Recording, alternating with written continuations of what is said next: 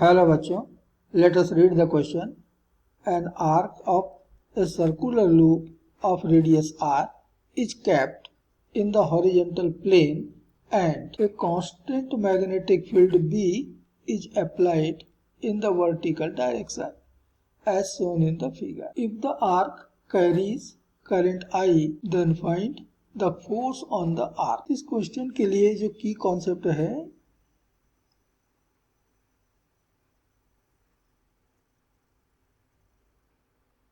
वह है Lorentz force.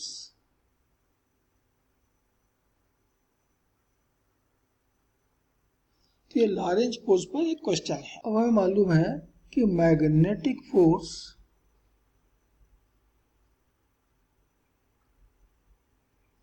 On A current carrying wire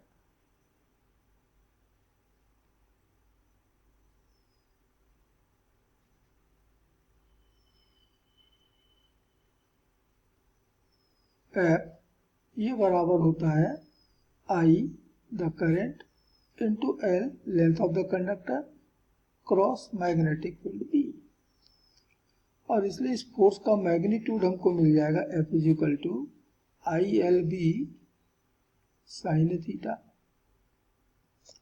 जहां थीटा होगा L और B के बीच का एंगल। अब जरा समझे कि इस केस में हमारे लिए L क्या होगा।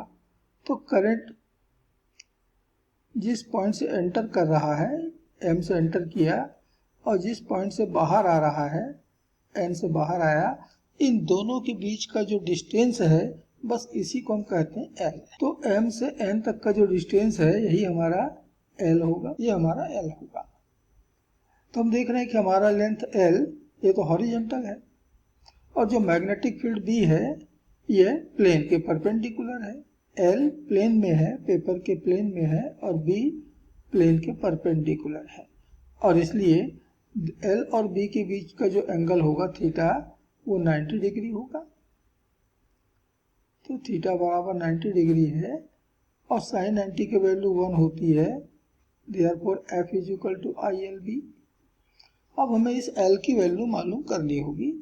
तो ये एक राइट एंगल ट्रायंगल है जिसमें कि दो साइड तो ये R हो गए, इनके बीच का एंगल है 90 डिग्री, तो हमारा हाइपोटेनस हो गया L।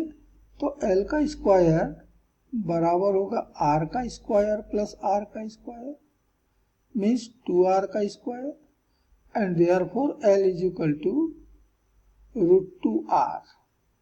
तो L की जगह में ये रखना होगा। तो फोर्स F बराबर मिल गया I into √2R into P, अर्थात √2IRB। तो इतना फोर्स हमारे इस सर्कुलर आर्क के ऊपर मैग्नेटिक फील्ड अप्लाई करेगा। And this is final answer of this question. Hope you understood it well. Best of luck.